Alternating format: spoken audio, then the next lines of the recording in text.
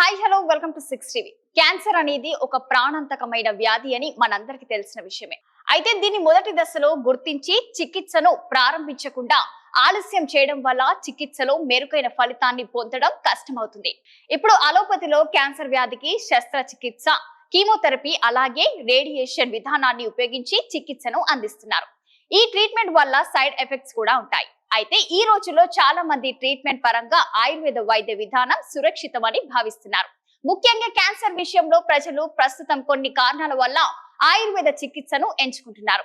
దీనిని దృష్టిలో పెట్టుకొని టాటా మెమోరియల్ సెంటర్ 20 ఎకరాలలో దాదాపు 500 ఆయుర్వేద మొక్కల్ని పెంచుతుంది. అంతేకాకుండా పూర్తి ఆయుర్వేద వనమూలికలతో ట్రీట్మెంట్ చేయడం కోసం అన్ని ఆధునిక సదుపాయాలతో ఒక రీసెర్చ్ సెంటర్ తో పాటు 100 పడకల హాస్పిటల్ ను కూడా నిర్మించారు. వారి రీసెర్చ్ తో అశ్వగంధతో పాటు పసుపు మరికొన్ని ఇతర వనమూలికలతో ట్రీట్మెంట్ చేయడం వలన క్యాన్సర్ కి చెక్ పెట్టవచ్చని చెప్పారు.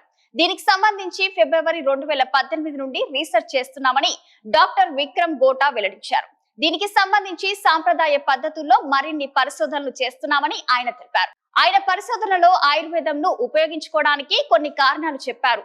సైడ్ ఎఫెక్ట్స్ లేకుండా ఈ వ్యాధిని మూలాల నుండి వేరు చేయడం, ట్రీట్మెంట్ తీసుకునే సమయంలో బాధ కానీ నొప్పి కానీ లేకుండడం, అలాగే శరీరంలో ఉండే రోగ నిరోధక శక్తిని పెంచడం వల్ల వారికి ఆయుర్వేదం బాగా పనిచేస్తుందని చెప్పారు.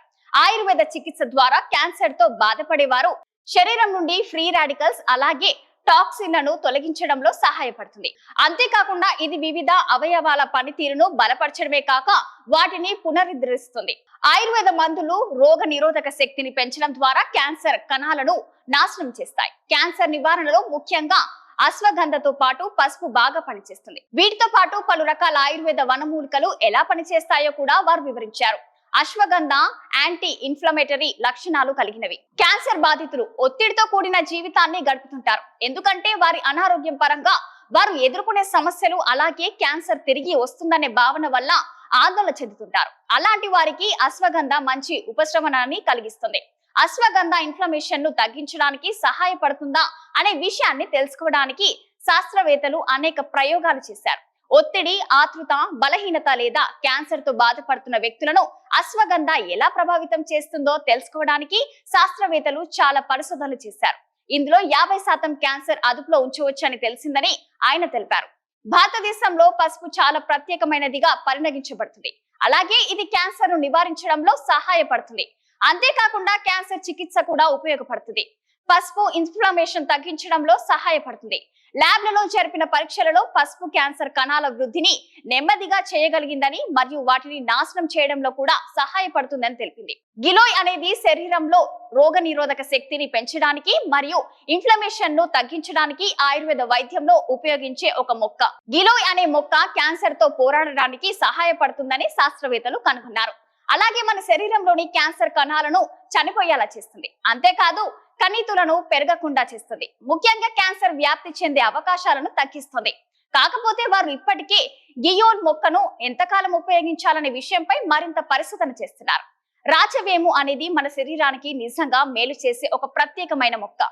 ఇది క్యాన్సర్ కణాలను నాశనం చేయడం ద్వారా క్యాన్సర్ తో పోరాడడానికి సహాయపడుతుంది.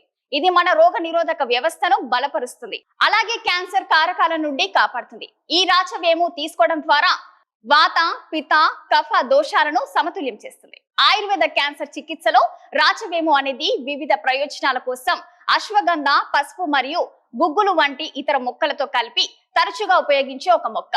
రాచవేము మాత్రలు, పొడులు లేదా డికాషన్ వంటి రూపాల్లో వివిధ మార్గాల్లో ఉపయోగిస్తుంటారు.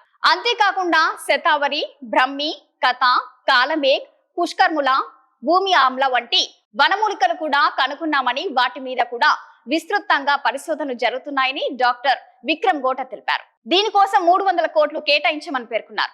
మరిన్ని లేటెస్ట్ అప్డేట్ కోసం చూస్తూనే ఉండండి 6 టీవీ.